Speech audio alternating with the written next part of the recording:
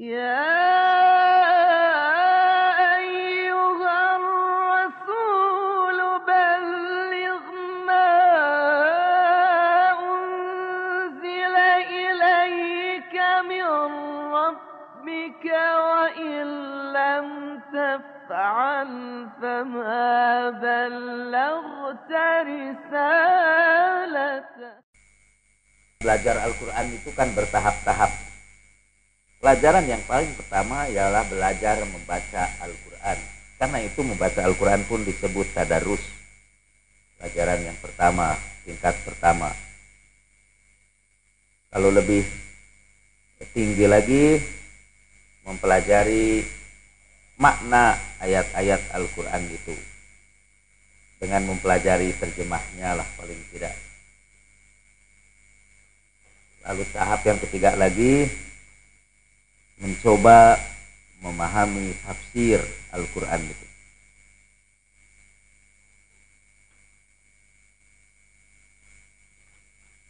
Nah, kita sekarang, tadi mungkin pagi-pagi kita berada pada tahap membaca Al-Quran itu.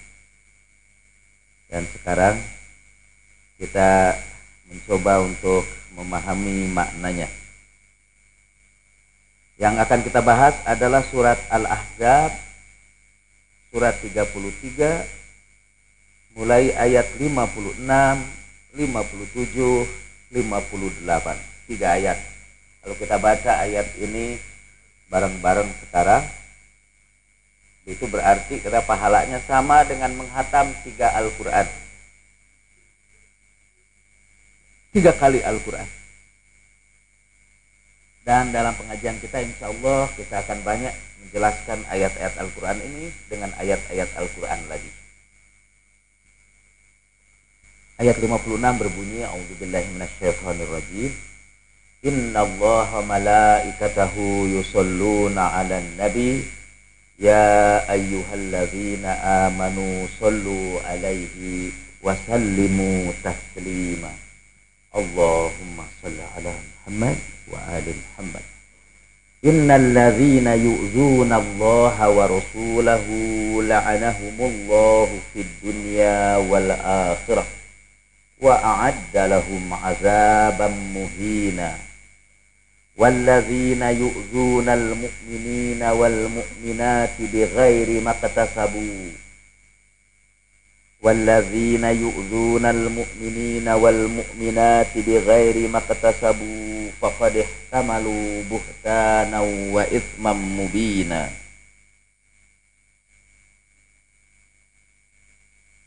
Sesungguhnya Allah dan para malaikatnya bersalawat kepada Nabi.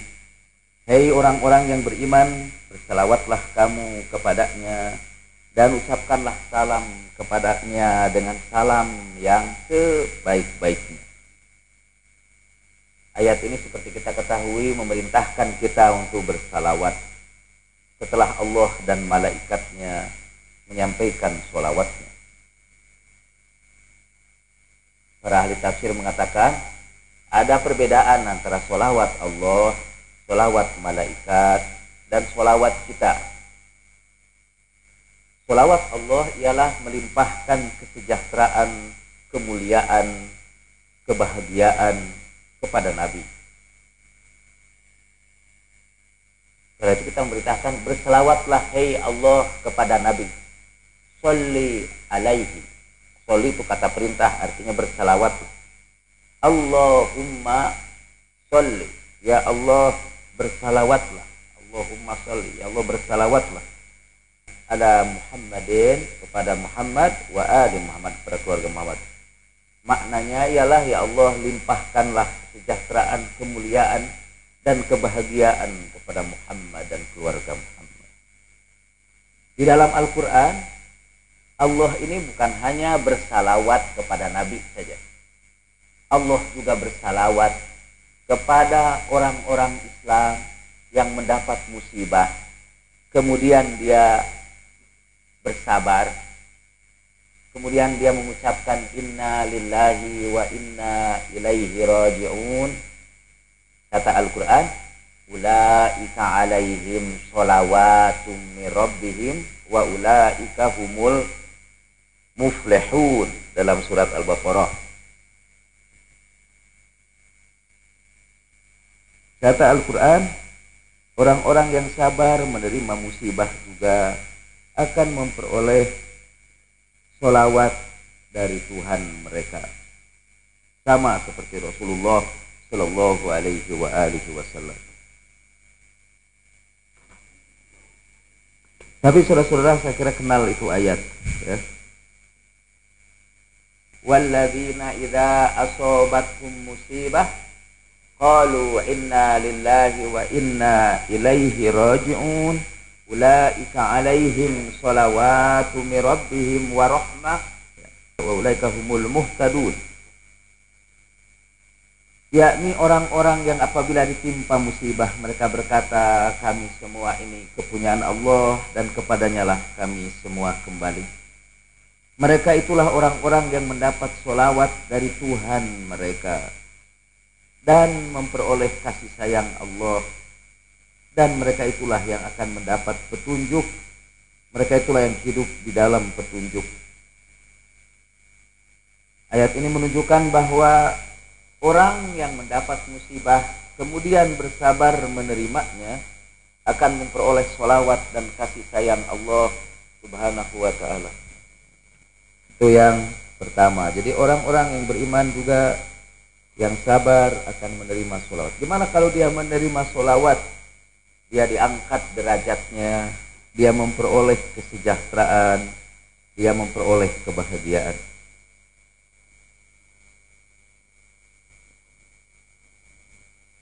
Sesungguhnya Allah dan para malaikatnya bersalawat kepada Nabi. Salawat malaikat adalah menurunkan kesejahteraan, kemuliaan dan keberkahan itu kepada Nabi Shallallahu Alaihi Wasallam. Salawat kita kepada Nabi harus disertai dengan salam. Ya ayyuhalladzina amanu shollu alaihi wa sallimu taslima. Waktu turun ayat ini, seorang sahabat bertanya, "Ya Rasulullah, kami tahu cara mengucapkan salam kepadamu, yaitu assalamu alayka ayyuhan nabi wa rahmatullahi wa barakatuh." Itu salam kepada Nabi. Jadi mengucapkan salam juga kepada Nabi sallallahu alaihi wasallam. Kalau sholawat kepada Nabi, gimana? Kata sahabat itu, Rasulullah berkata, kalau kamu membaca sholawat kepadaku, janganlah kamu bersalawat dengan sholawat yang buntung. La tusallu alayya sholatal batrah. Janganlah kamu bersolawat yang buntung kepadaku, yaitu kamu membaca sholawat kepadaku dan berhenti di situ. Kamu membaca Allahumma sholli ala Muhammad, titik sampai di situ. Itu sholawat yang buntung. Termasuk sholawat yang buntung ialah membaca sallallahu alaihi wasallam, SAW, sallallahu alaihi wasallam. Itu sholawat yang buntung. Semoga salawat dilimpahkan kepadanya, dan begitu pula salam. Itu sholawat yang buntung. Kita harus mengucapkan sholawat itu yang tidak buntung itu. Gimana? Kata Rasulullah, bersalawatlah kepadaku dan kepada keluargaku. Jadi kita harus mengucapkan sallallahu alaihi wa alihi wasallam. Semoga Allah melimpahkan sholawatnya kepadanya dan kepada keluarganya beserta salam. Dalam sholat, sholawat kita tidak pernah buntung, selalu lengkap.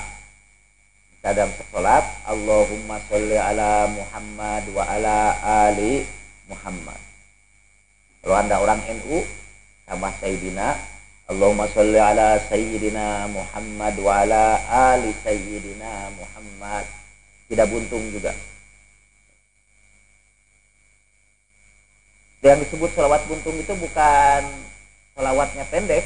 Bisa saja sholawatnya itu panjang sekali. Tapi tidak ada salawat kepada keluarga, itu juga disebut salawat buntung. Misalnya, Allahumma shalli ala Muhammadin nabiyil ummi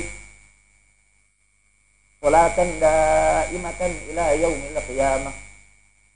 Udah buntung itu. Kalau tambah lagi NU pisan lah. Allahumma shalli ala salatan kamilatan wa sallim salaman ta'aman ala sayyidina Muhammadin lati tanhallu bihil qadu wa tanfariju bihil qurabu wa tuqda bihil hawaiju wa tunalu bihil raghaibu wa yustasqal ghamamu biwajhil karim. Kalau sampai situ buntung itu semua walaupun panjang. Wa ala alihi. Nah, itu jadi tidak buntung karena ada tambahan wa ala alihi. Atau sholawat ini Allahumma sholli ala nuril anwar wa siril asrar wa tiryaqil aghyar wa miftahi babil yasar sayyidina Muhammadinil mukhtar. Buntung itu. Tapi kalau ditambah wa alihil athar, dia jadi lengkap. Jadi Rasulullah menganjurkan agar kita membaca sholawat kepadanya dengan lengkap. Jangan buntung, yaitu dengan menyebut wa ala alihi. Ekornya buntung yaitu Allahumma sholli ala Muhammad. Kalau ada ekoran wa ala ali Muhammad. Wa ashabihi, di ekornya itu ditambah-tambah lagi lah. Dan kita boleh menghadiahkan sholawat sebagai ucapan, sebagai doa kita kepada sesama kaum muslimin. Allah saja kan menyampaikan sholawat bagi kaum mukminin yang sabar itu tadi. Jadi biasanya kalau kami ulang tahun, kita berkata, untuk Cecep, mari kita ucapkan 3 sholawat. Kita semua membaca Allahumma sholli ala Muhammad wa ali Muhammad, Allahumma sholli ala Muhammad wa ali Muhammad, Allahumma sholli ala Muhammad wa ali Muhammad. Kalau orang di Iran naik bis, selalu ada yang berteriak ala nabiyyi wa ali, pakai bahasa Persia, baru ya saudate wa najatemo, yek sholawat. Untuk keselamatan kita semua, mari kita mengucapkan 1 sholawat, semua 1 sholawat. Sudah tradisi siapa saja yang tiba-tiba memulai itu. Mestinya setiap kali mendengar ayat ini disebut, kita harus mengucapkan Allahumma sholli ala Muhammad wa ali Muhammad. Tapi di Indonesia itu tidak. Ada tukang adan. Sebelum azan itu dia gini, innallaha malaikatahu yusholluna 'alan nabi. Tapi setelah itu Allahu Akbar, Allahu Akbar. Dia yang mengucapkannya juga tidak baca sholawat. Yang mendengarkannya juga tidak baca sholawat. Ajib negeri ini. Orang yang tidak mau membaca sholawat kepada Nabi, ketika namanya disebut, Rasulullah menyebut sebagai orang yang paling bakhil. Masa itu berterima kasih kepada Nabi, disuruh baca sholawat saja nggak mau, itu bakhil.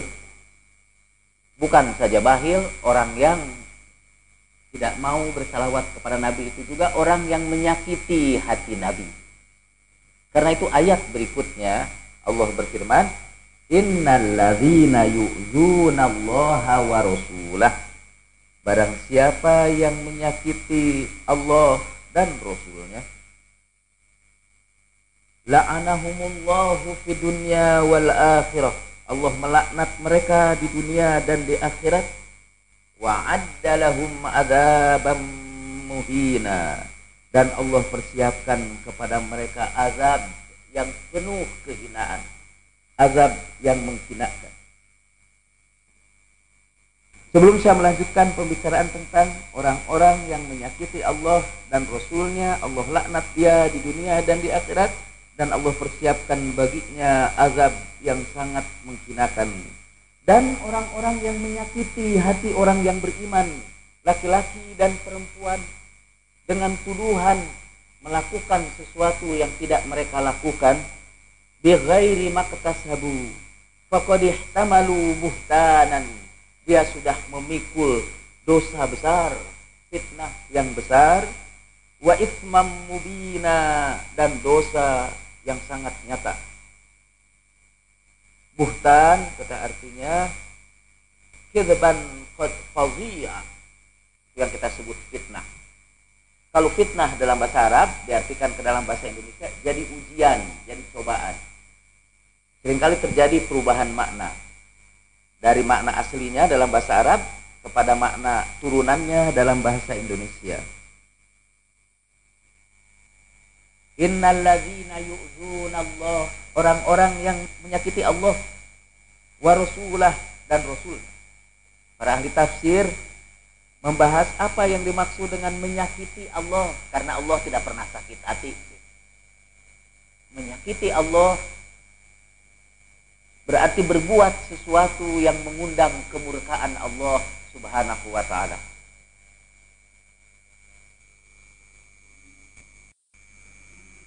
Di dalam sebuah hadis disebutkan, barang siapa yang duduk dengan seorang alim, maka dia manjalasal ulama, siapa yang duduk bersama ulama,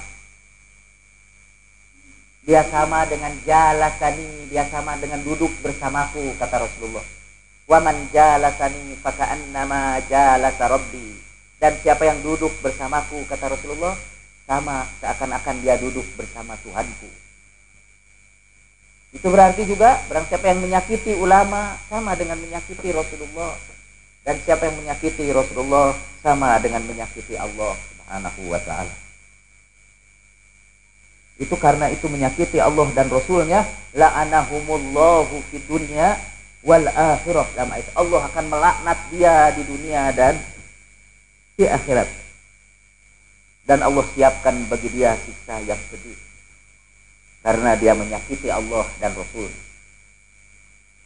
Termasuk menyakiti Allah dan Rasulnya ialah menyakiti hati kekasih-kekasih Allah.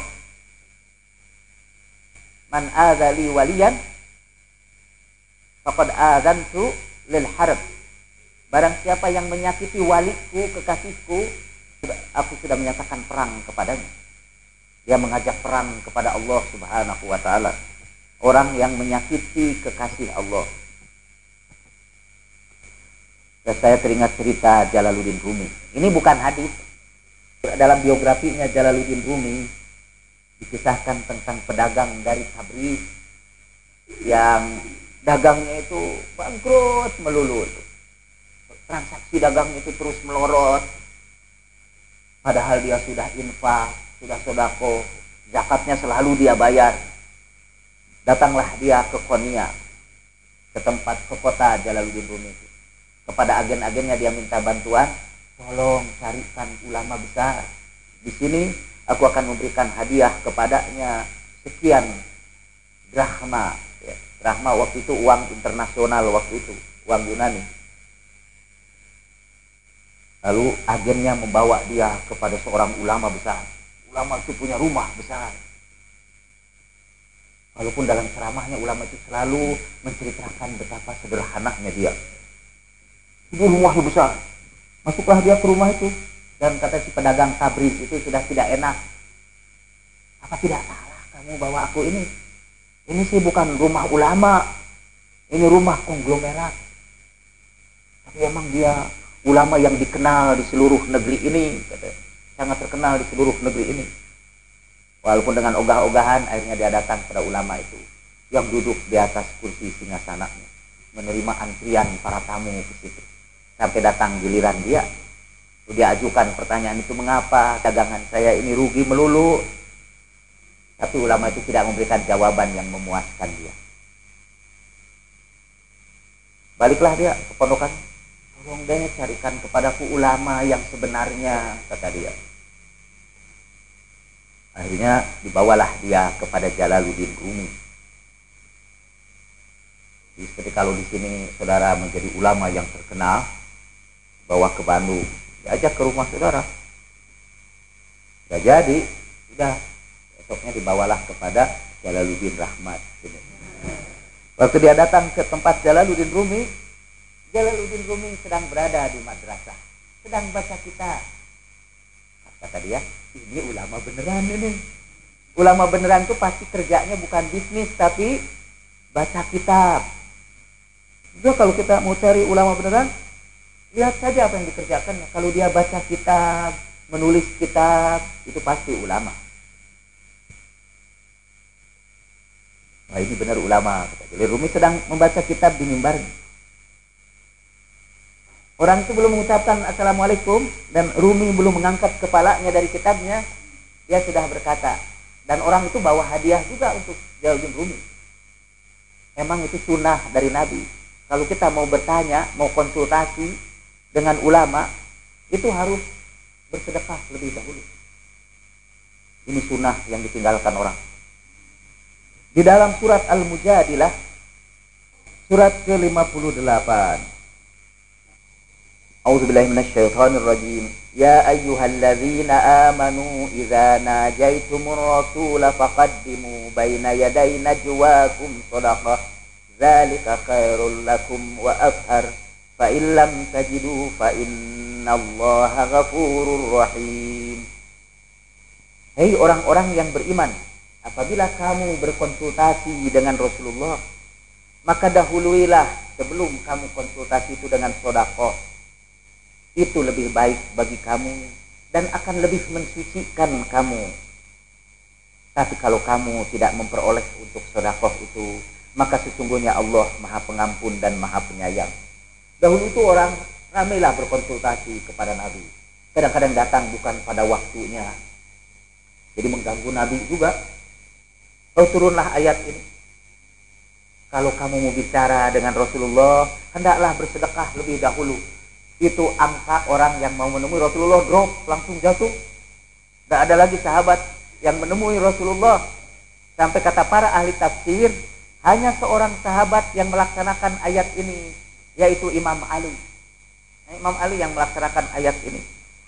Karena setelah Imam Ali melaksanakannya dan para sahabat merasa keberatan untuk bersedekah, kemudian Allah berfirman dalam ayat berikutnya, A'asfaqtum an tuqaddimu baina yaday najwakum shadaqat fa idz lam taf'alu wa taballahu 'alaikum faqimus sholata wa atuz zakat wa atiullaha wa rasulahu wallahu khabirum bima ta'malun. Apakah kamu merasa berat untuk mendahului pembicaraan kamu dengan sedekah? Kalau kamu tidak melakukannya, Allah akan mengampuni kamu. Maka tegakkanlah oleh kamu salat, keluarkanlah zakat, dan taatilah Allah dan Rasulnya. Sungguhnya Allah Maha tahu apa-apa yang kamu lakukan. Jadi di antara sahabat hanya Imam Ali yang melaksanakan itu. Kalau kita semua mengaku pengikut Imam Ali, maka janganlah Anda berkonsultasi sama saya sebelum membayarkan sedekah dulu. Seperti pedagang dari Tabriz itu kepada Rumi, dia sedekah dulu kepada Rumi itu.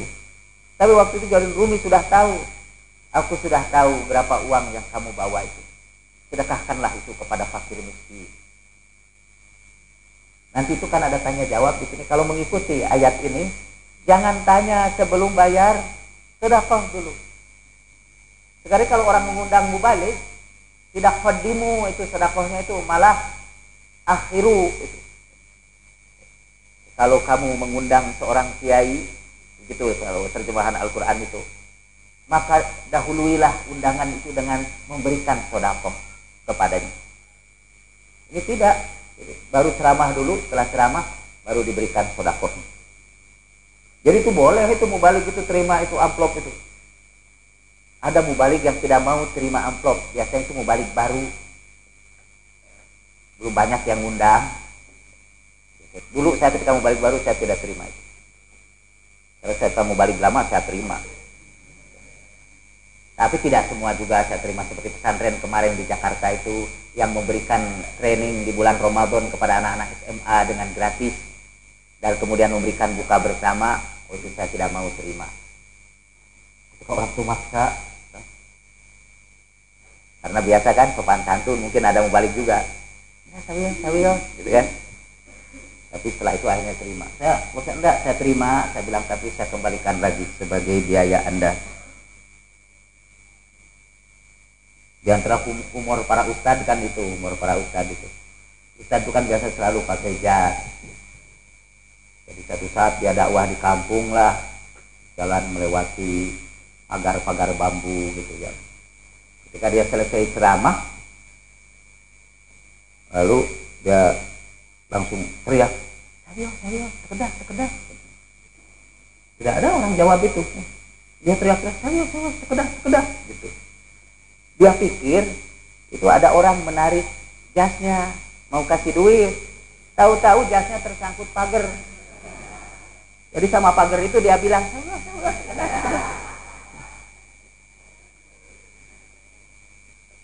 kata Rumi, "Tahukah kamu apa yang menyebabkan bencana itu menimpa kamu?" Lalu dia mengusap dinding itunya, tembok madrasahnya. Tiba pedagang sapi itu melihat seperti melihat film. Di ujung sana ada seorang miskin sedang terbaring di sebuah pasar. Tubuhnya kotor, pakaiannya kumuh. Kata Jalaluddin Rumi, "Dahulu ketika engkau berdagang di negeri itu, engkau pernah melangkahi tubuh dia dan meludahi dia. Padahal dia salah seorang di antara kekasih Allah. Karena itu Allah menghukum kamu dengan bencana yang sekarang menimpa kamu itu. Kalau kamu ingin bebas dari bencana ini, pergilah ke sana. Temui dia, mintakan maaf kepadanya, dan bersihkan tubuhnya dengan linangan air mata penyesalannya." Dan berangkatlah orang itu. Nah, itu menyakiti hati orang miskin. Itu sama dengan menyakiti Rasulullah. Karena Rasulullah sangat mencintai orang miskin. Dan menyakiti orang miskin sama dengan menyakiti Rasulullah, sama dengan menyakiti Allah. Baginya laknat di dunia dan di akhirat. Kalau menyakiti saya dengan omongan, apalagi kalau menyakitinya dengan merampas haknya, dengan mengkorupsi duit rakyat itulah anahumullahu fi dunya wal akhirah. Allah melaknat mereka di dunia dan di akhirat. Apalagi sekiranya ada tuh dengan merusak harta milik orang-orang miskin itu. Di Jakarta ini sekarang kasihan ada sekelompok orang yang digusur rumahnya karena mereka tidak punya rumah lagi, berlindung di tempat apa adanya saja, tidak ada pekerjaan, ada kelaparan. Untunglah ada sekelompok kaum muslimin yang memberikan makanan untuk kepada mereka. Tuh, masih ada yang peduli kepada mereka. Kalau tidak, kita semua dilaknat Allah karena menyakiti hati mereka. Termasuk menyakiti kaum muslimin itu ialah kita hidup dalam gelimangan kemewahan dan tidak memberikan perhatian sedikit kepada orang-orang miskin itu.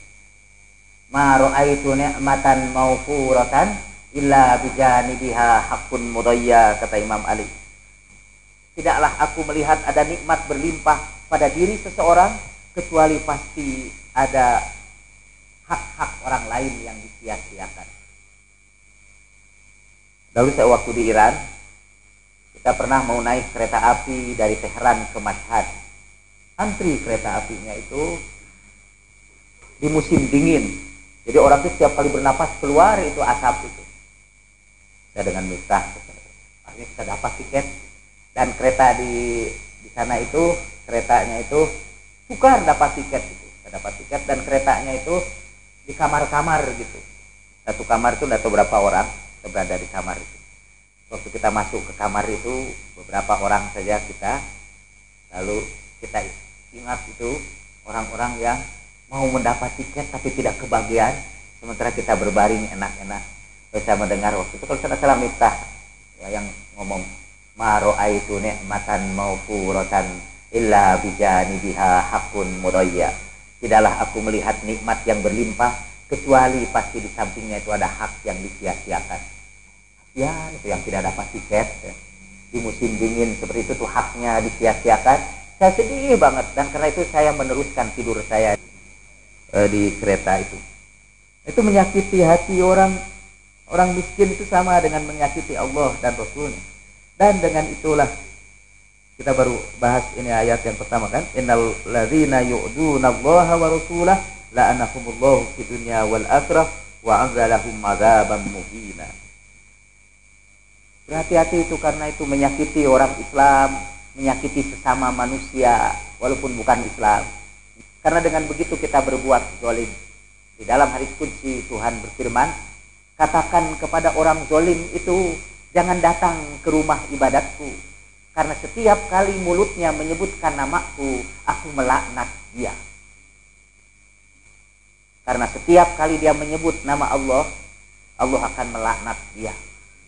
Setiap kali dia berdoa, Allah akan melaknat dia. Jangan datang majelis-majelis ilmu yang isinya menyakiti hati sesama kaum muslimin. Karena setiap kali imam itu nanti menyebut nama Allah, Allah mengucapkan laknat kepadanya, dan laknat itu menular kepada hadirin di sekitarnya. Kalau ada orang yang saudara ketahui menyakiti orang-orang beriman dengan menuduhnya melakukan satu perbuatan yang tidak pernah dilakukan oleh orang itu, bighairi maktasabu, kata Al-Quran. Dia menyebarkan fitnah tentang seseorang, lalu Anda menjadi pendengar saja, apalagi kalau mempercayainya, Anda ketularan laknat itu. Dan kalau itu Anda mendengarkannya di bulan puasa, hapuslah seluruh pahala puasa itu. Dan kita berlindung kepada Allah dari hal yang seperti itu. Mohon maaf, sekarang tidak ada tanya jawab. Satu, karena waktu tanpa saya ketahui sudah 8:30 lebih. Dan kedua, karena Anda mungkin belum mempersiapkan sedekah untuk bertanya kepada saya sebagaimana yang diajarkan oleh Al-Quran. Nanti kalau Anda datang ke sini, isi dululah itu canceling itu, baru Anda punya hak untuk bertanya. Faqaddimu baina najwakum sedekah. Marilah kita akhiri dengan doa Imam Ali Zainal Abidin. Pertama-tama mari kita doakan semua orang yang sakit di antara keluarga kita. Mudah-mudahan Allah mempercepat penyembuhannya atau membawanya kepada kasih sayangnya. Kita doakan juga orang-orang yang mempunyai hajat-hajat kepada Allah Subhanahu wa Ta'ala, baik untuk urusan dunia mereka maupun untuk urusan akhiratnya. Sekiranya hajat itu mendatangkan kemaslahatan kepada mereka dan memperoleh ridho Allah Subhanahu wa Ta'ala, mudah-mudahan Allah memenuhi hajat-hajat itu.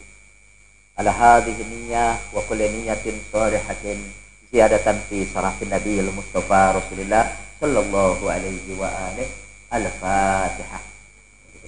Bismillahirrahmanirrahim.